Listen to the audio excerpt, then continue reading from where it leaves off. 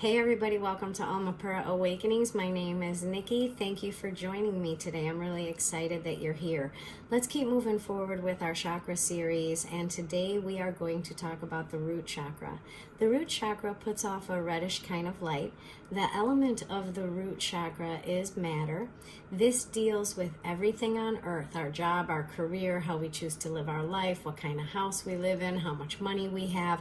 It's all very much rooted to what we create here on earth. And so when we talk about how does our spirit communicate with us through the root chakra, it kind of really doesn't, in a sense. So in previous videos, we talked about how our soul communicates with us through the crown chakra, the third eye chakra, the throat chakra, the heart chakra, and the solar plexus chakra. In the previous video about the sacral chakra, we recognized that this is the point of how we make our decision. And if we're speaking our truth and we're listening to the guidance of our spirit, by the time that information flows to our sacral chakra, we're very able to make good decisions for our earth experience or for our life. It's when we contradict ourselves, overrule ourselves, form dependencies on the outside world, that's where our root chakra can kind of get affected. Now, today what I want to try to emphasize with the root chakra is how does spirit communicate with us through the root chakra? And other than physical sensations like your legs might hurt, your lower back might hurt, other than physical sensations, you're going to want to pay attention to the world out there. Because if that if that root energy is connected to the way we live our life, then we have to look to life to see where those communications happen. So this is like nothing should be an argument. Nothing should be a fight. You shouldn't have to, try until you succeed. The universe, our soul, is part of the universe. It's part of the energy. It's part of the all, right? So that means that when our spirit communicates with us through the root chakra, we might want to look out there and see what we see and then make our decisions based on what we see. So, God is a funny guy. It seems like every time we make a plan in our life, we can only get so far in our plan where it blows up or we're redirected or it didn't work out the way that we thought. And that actually makes us get a little bit upset with ourselves, and then we judge and gauge how we've lived our life. People outside of us might say we're not doing the right thing. So when spirit communicates with us through the root chakra, it means life changes and life happens, and that is sometimes really difficult because we develop the plan, we decide how we're going to live our human life, and then we go for it, we shoot for it, we try for it, and then sometimes it just doesn't work out and we don't know what we did wrong. And I want to say that you did nothing wrong, that it's great to make a plan, but it's also great if in that plan, if you are redirected, to accept that with grace and to accept that knowing always that God does nothing against you. Everything is done for you.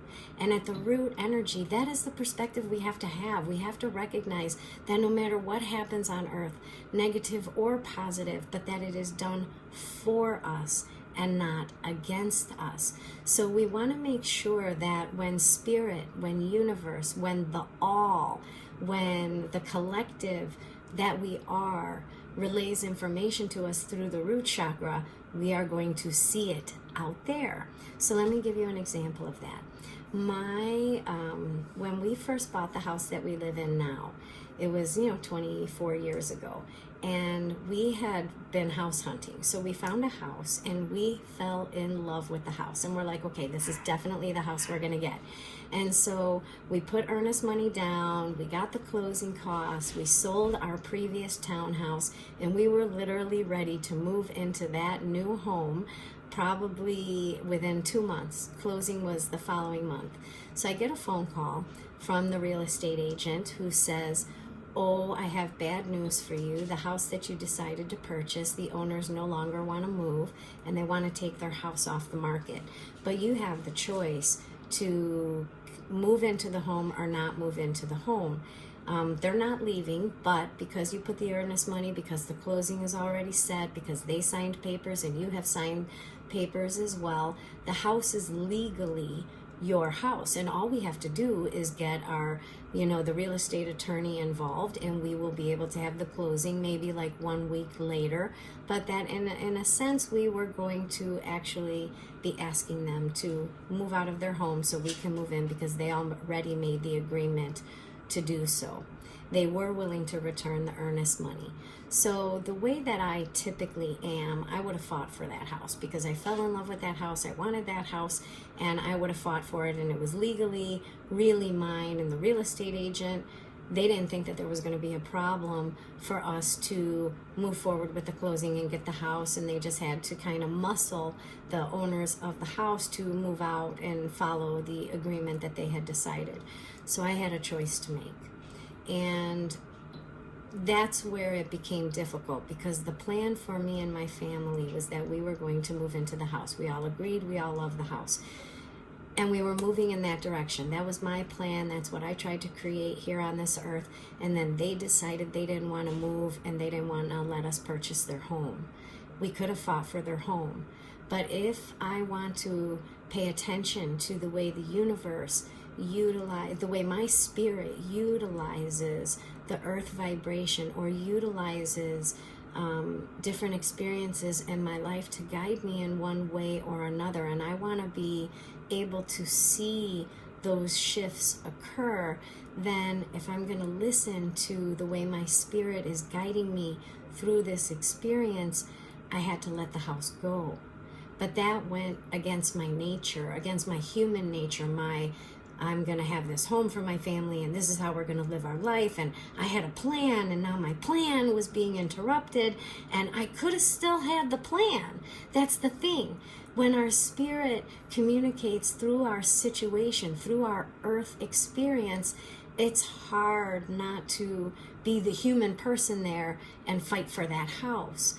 But after some reflection and after some prayer, I decided that I would let the owners keep their house. They did return the earnest money. I ended up having to rent my own home from the buyers that purchased my home, and which they were so wonderful. And I let those people stay in their home. So about 6 months later, I received another phone call from the real estate agent who said, "You're never going to believe it, but we have the exact same house, just flipped." So like, one house had like the family room was on the right side of the house. In the house that we purchased, the family room was on the left side of the house.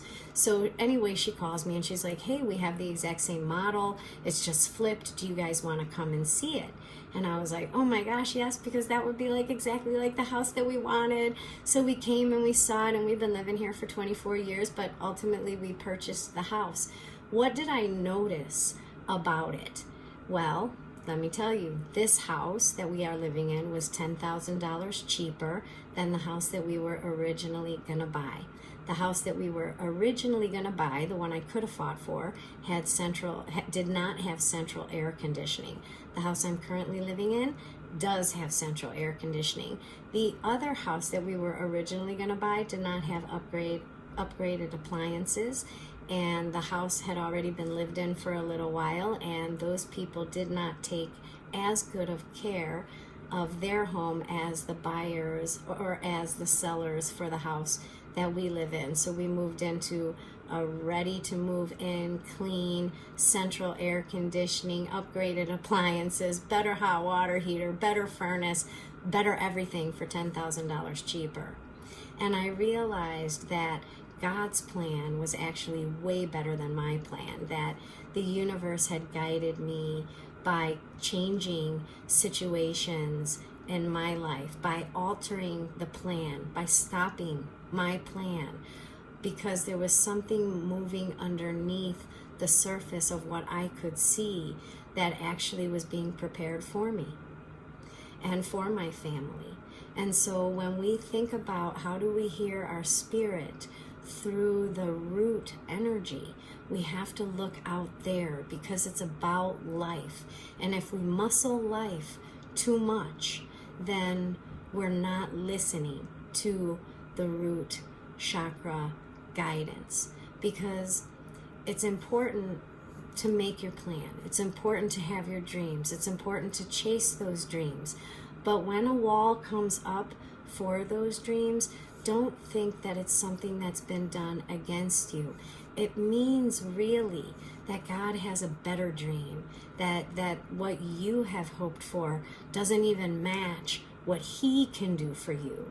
But the only way that that can get communicated is A, if you make a plan, and B, if you're working toward that plan, and C, if that plan gets interrupted by some situation that is out of your control. And that's a key factor. It's out of your control.